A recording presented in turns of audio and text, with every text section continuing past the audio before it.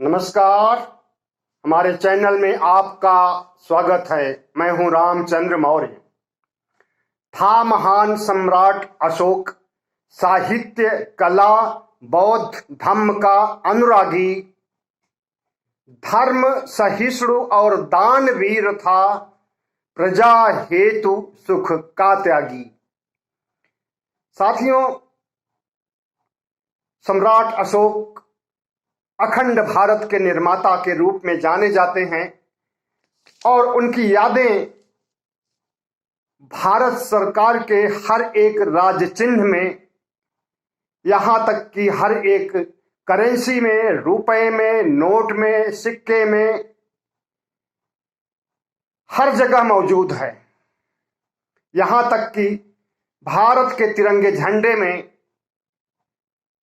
जो अशोक चक्र है वह भी अखंड भारत की कहानी सुनाता है। आज 9 अप्रैल है, सम्राट अशोक की जयंती है, तो मैंने सोचा क्यों ना आज सम्राट अशोक अखंड भारत के निर्माता की याद कर लिया जाए और उनके बारे में विचार विमर्श किया जाए। कुछ जानकारियां मैंने इकट्ठा की है सम्राट अशोक से संबंधित तथ्य, ऐतिहासिक तथ्य, जिसे हम आपसे साझा करना चाहते हैं। साथियों, सम्राट अशोक भारत का ही नहीं बल्कि विश्व का महान शासक था। दुनिया भर के इतिहासकार, चाहे वे प्लिनी हो, चाहे वे वेनसांग हो, चाहे मेगस्थनीज हो, चाहे डॉक्टर स्मिथ हो, सब उनकी भूरी प्रशंसा करते हैं। भारत के इतिहासकार तो करते ही हैं, चाहे वामपंथी इतिहासकार हो, चाहे दक्षिणपंथी इतिहासकार हो, सभी अशोक के कायल हैं। सम्राट अशोक ने भारत में जिस न्याय व्यवस्था, शासन प्रणाली और एक तरह से कहें कि लोकतंत्र की नींव डाली थी, वह आज भी अक्षुण्ण है। और यूं कह सकते हैं कि न सिर्फ अखंड भारत के निर्माता बल्कि प्रजातंत्र के निर्माता के रूप में भी उन्हें हम याद कर सकते हैं, क्योंकि इतिहास में जब उन्हें पढ़ा जाता है और जानकारियां इकट्ठा की जाती हैं तो लगता है कि सम्राट अशोक प्रजातंत्र के निर्माण में बहुत बड़ी भूमिका के पात्र हैं।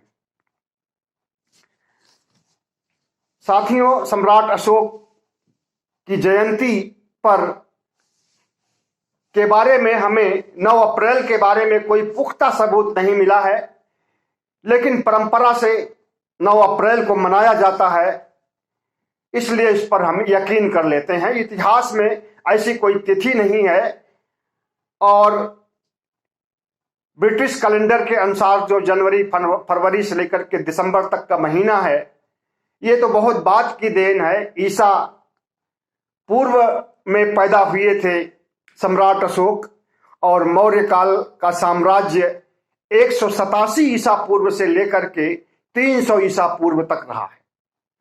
मतलब कि 187 साल बाद जो है ईसा का बर्थडे था, ईसा मसीह का जन्म हुआ था। उस समय से जनवरी फरवरी की शुरुआत हुई थी, इसलिए हम इस 9 अप्रैल पर भरोसा नहीं करते हैं।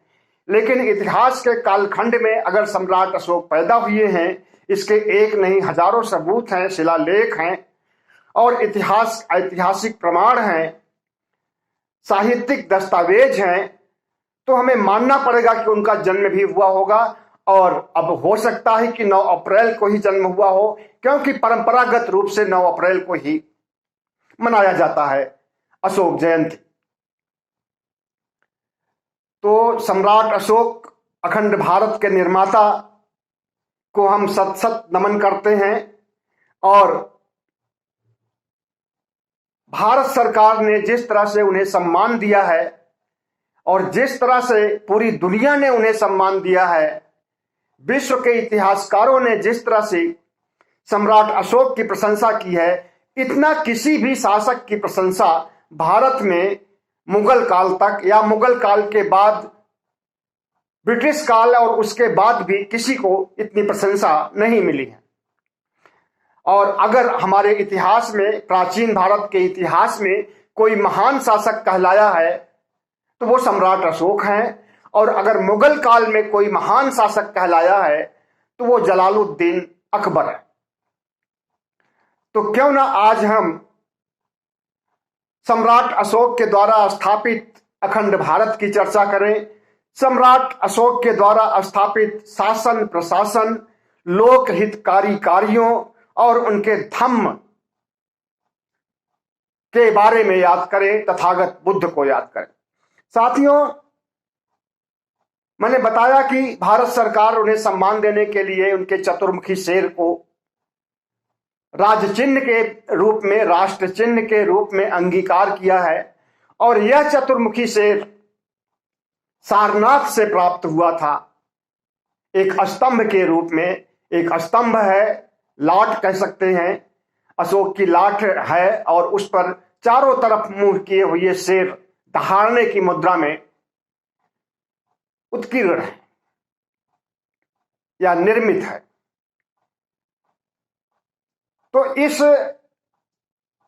लाट को भारत सरकार ने हूबहू अपने सिक्कों में, अपने करेंसी में, राज चिन्हों में, शासनादेशों में, राष्ट्रपति भवन के अशोक गैलरी में अशोक सभा हाल है जिसमें मौर्य वंश की और अशोक काल की विरासत को सहेजा गया है, राष्ट्रपति भवन में है। वैसे तमाम संग्रहालयों में भी है, राष्ट्रीय संग्रहालय में भी है, इलाहाबाद संग्रहालय में भी मैंने देखा है सम्राट अशोक के जमाने की लाट भी है, मूर्तियां भी हैं, शिलालेख भी हैं। तो भारत के विभिन्न संग्रहालयों में उनकी यादें समेटी गई हैं, और सबसे ज्यादा यादें अगर कहीं हैं तो राष्ट्रीय संग्रहालय और राष्ट्रपति भवन में। सम्राट अशोक ने पूरे भारतवर्ष को, या यूं कहें कि अखंड भारत जो अफगानिस्तान से लेकर के और बर्मा तक, श्रीलंका तक और नेपाल, भूटान सब भारत में ही समाहित थे। उस समय इनका अस्तित्व नहीं था। तो पूरे भारत को, अखंड भारत को शासन के लिहाज से सम्राट अशोक ने 5 भागों में बांट रखा था, और वे 5 भाग थे प्राच्य। प्राच्य का मतलब पूरब होता है, और यहां पर प्राच्य का मतलब पाटलिपुत्र का क्षेत्र है जो कि पूरब ही माना जाएगा। प्राच्य है जिसकी राजधानी पाटलिपुत्र थी, और ये जितने भी भागों में बांटा था सम्राट अशोक ने, 5 भागों में पूरे देश को, पूरे राष्ट्र को, यहां पर एक जिस तरह से राज्यपाल होते हैं, मुख्यमंत्री होते हैं आज के प्रदेशों में, उसी तरह से उन 5 भागों में राज्य का ही कोई राजकुमार या राजा का भाई ही वहां का मुख्य अधिकारी होता था, और वह राज्य की व्यवस्था देखता था। तो पहला है प्राच्य यानी पाटलिपुत्र, दूसरा है उत्तरापथ। उत्तरापथ की राजधानी तक्षशिला थी। तीसरा है अवंतिपथ, राजधानी उज्जैन थी। और चौथा है कलिंग। कलिंग आज के उड़ीसा में पड़ता रहा होगा उस समय। कलिंग, इसकी राजधानी का नाम था तोसली। और 5वां था दक्षिणापथ, इसकी राजधानी थी सुवर्णगिरी। तो इस तरह से सम्राट अशोक ने पूरे भारत को 5 भागों में बांट रखा था, और इन 5 भागों में उसके शासनाधिकारी होते थे जो वहां का राजकाज देखते थे और टैक्स की उगाही करते थे। इतिहास में पता चलता है, डॉक्टर स्मिथ का कहना है कि इन 5 खंडों में प्रादेशिक नामक अधिकारी हुआ करता था जो राजघराने का होता था, और इस प्रादेशिक अधिकारी को एक जिले का शासक जिसे डीएम या जिलाधीश भी कहा जाता है के रूप में भी काम करना पड़ता था।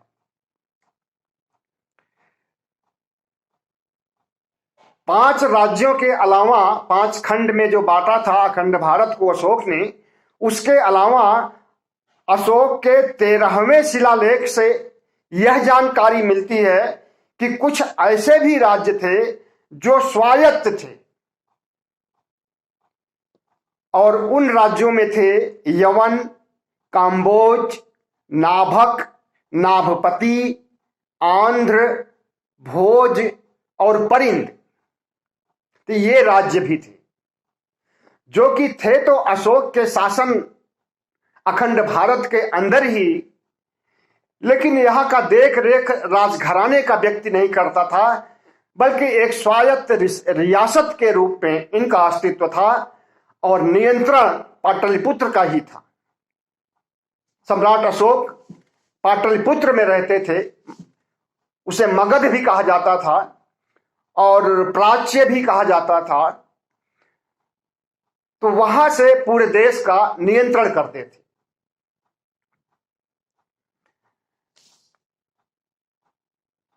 छठे शिलालेख के अनुसार मंत्रिपरिषद होता था सम्राट अशोक का, और मंत्रिपरिषद का काम था, मंत्रिपरिषद के कई सदस्य होते थे जो कुछ राजघराने से होते थे, कुछ जनता के बीच से होते थे, कुछ बौद्धिक वर्ग से होते थे, और इनका काम था राजा को मंत्रणा देना, सलाह देना और राज्य कार्यों को ठीक ढंग से, सम्यक ढंग से क्रियान्वित करना। महान सम्राट अशोक के बारे में तो सब कोई जानते हैं, लेकिन महान सम्राट अशोक का एक उप सम्राट भी था जिसके बारे में कम लोग नहीं जानते हैं या नहीं के बराबर जानते हैं। उसका नाम था तिष्य। तिष्य जिसे उपराजा या उप सम्राट कहा जा सकता है। उस समय की शब्दावली कुछ और रही होगी, लेकिन अशोक, सम्राट अशोक के कहीं जाने पर, विदेश यात्रा पर या किसी ऐसे कार्य में व्यस्त हो जाए कि शासन चलाने में असुविधा हो, तो उस समय तिष्य सम्राट अशोक की जगह लिया करते थे, जो सम्राट अशोक के भाई थे। और जिस तरह से ब्राह्मण ग्रंथों में बताया गया है कि सम्राट अशोक ने अपने 99 भाइयों की हत्या करके शासन पर काबिज हुआ है, यह बात बिल्कुल निराधार है, क्योंकि यह बात सिर्फ ब्राह्मण ग्रंथों में, और वो भी विष्णु पुराण में मिली है। और इस विष्णु पुराण में मौर्य को शूद्र कहा गया है और मुरा नामक दासी से पैदा हुआ बताया गया है, और उस दासी, मुरा दासी का संबंध नंदवंश से बताया गया। लेकिन जितने भी बौद्ध साहित्य हैं, जितने भी अन्य साहित्य हैं, और कनिंघम ने जो अध्ययन किया है, उसके अनुसार मौर्य शूद्र नहीं थे बल्कि क्षत्रिय थे।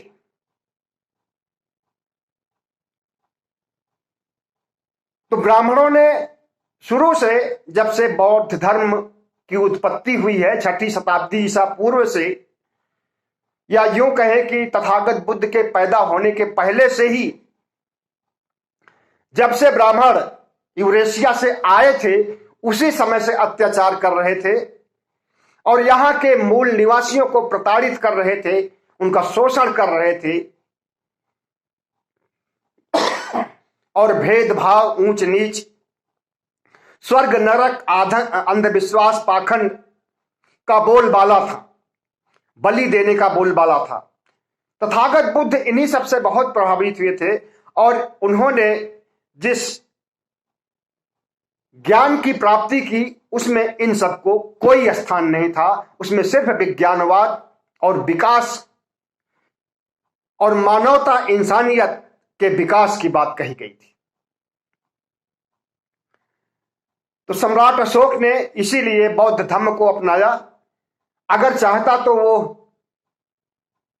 वैदिक धर्म या ब्राह्मण धर्म जिसे कहा जाता था, हिंदू का तो कोई नाम ही नहीं जानता था उसमें कि हिंदू धर्म कुछ होता है।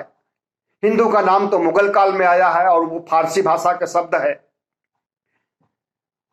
तो ब्राह्मण धर्म को नहीं कबूल किया बल्कि मानवतावादी धर्म को कबूल किया। इसलिए ब्राह्मणों के अंदर सम्राट अशोक के प्रति, तथागत बुद्ध के प्रति एक नफरत थी और वह नफरत आज भी व्याप्त है। ब्राह्मणों के संस्कार और उनके पूर्वाग्रह, उनके दुराग्रह और बौद्ध धर्म के प्रति उनकी घृणा आज भी जाहिर होती है।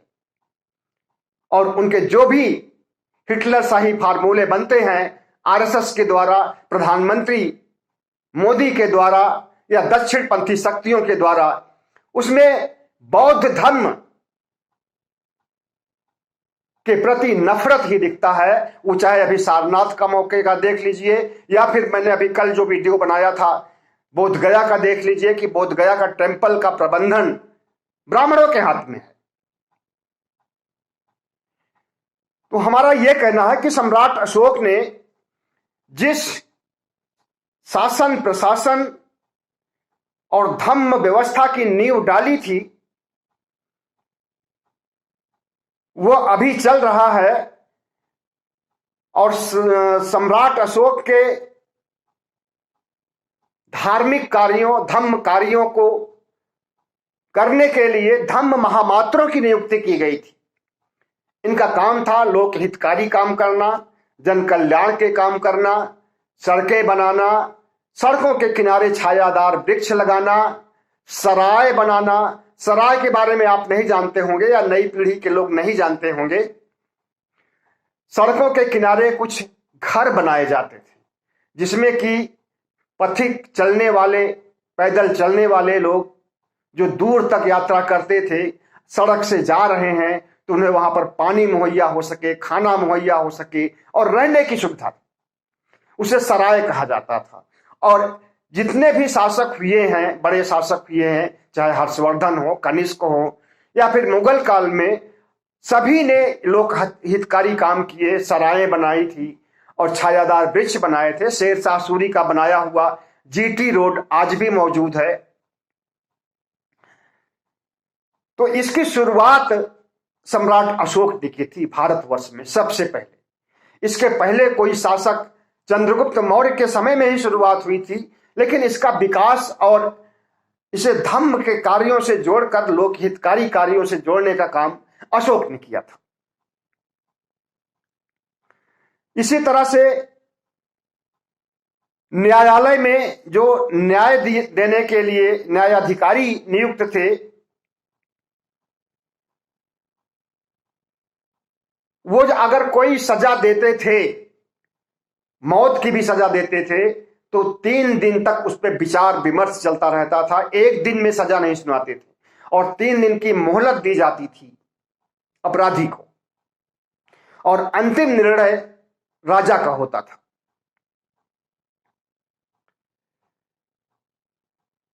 और न्यायालय के न्याय को की सजा को धम्म महामात्र जो है वो कम कर सकते थे। अगर किसी को फांसी की सजा है तो उसे जीवन के आजीवन कारावास में बदल सकते थे। आजीवन कारावास की सजा है तो उसे कुछ महीने या साल में बदल सकते थे। इतना अधिकार धम्म महामात्रों को दिया गया था। इसके साथ साथ एक रज्जुक भी हुआ करता था। रज्जुक का काम जो आज का कमिश्नर होता है, जैसे कई जिलों को मिलाकर के कमिश्नरी बनाई जाती है, तो उस तरह से कई जिलों को मिलाकर के उस समय एक रज्जुक काम करता था, जिसका काम था टैक्स वसूलना, खेती से कर वसूलना और जिला कोषागार की व्यवस्था करना और उसके लिए लोक हितकारी कार्य करने के लिए, जन कल्याणकारी कार्य करने के लिए धन मुहैया करना, यह काम रज्जुक का था।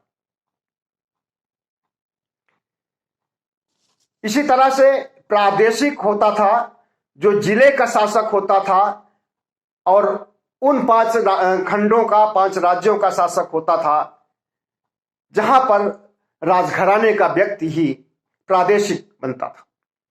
युत और युक्त नाम के भी दो अधिकारी हुआ करते थे, जिनका काम था राष्ट्रीय स्तर पर, मतलब कि जो 5 खंड हैं और जो स्वायत्त, मैंने बताया आपको कि 5-6 स्वायत्त राज्य भी थे, वहां से भूमि कर लगान की वसूली करना युत और युक्त का काम था, और कोषागार की रक्षा करना और जिले का शासन चलाना इनका काम था। ब्रज भूमिक नाम का एक पद था सम्राट अशोक के शासनकाल में, जिसका काम था पशुओं के लिए चारागाह की व्यवस्था करना और कृषि की देखभाल करना और कृषि की समस्याओं से निपटना। इसी तरह से दूत, आयुक्त, लिपिकार, लिपिकार का मतलब क्लर्क होता है, लिपिकार आदि पदों की भी व्यवस्था की गई थी। मतलब आज जो पद हमारे यहां सृजित हैं, इसमें से अधिकांश पद सम्राट अशोक के शासनकाल की देन है, और उसमें कई तो हैं कि नाम भी मिलते जुलते हैं।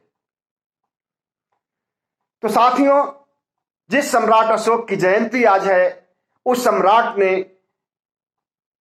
एक पथ प्रदर्शक का काम किया, राष्ट्र निर्माण का काम किया, और सिर्फ राष्ट्र निर्माण ही नहीं बल्कि एक प्रशासनिक व्यवस्था और एक सिस्टम का निर्माण किया था। और इसीलिए अशोक को याद किया जाता है, पहले भी याद किया जाता था, आज भी याद किया जा रहा है, आगे भी याद किया जाएगा। सम्राट अशोक भले ही निर्वाण प्राप्त कर चुके हों, लेकिन तमाम बुद्धिस्टों, तमाम अंबेडकरवादियों के दिलों में, हमारे दिलों में, आपके दिलों में, सबके दिलों में आज भी जिंदा हैं और हमेशा जिंदा रहेंगे। बहुत बहुत धन्यवाद। हमारे चैनल को सब्सक्राइब कीजिएगा, लाइक कीजिएगा और शेयर कीजिएगा।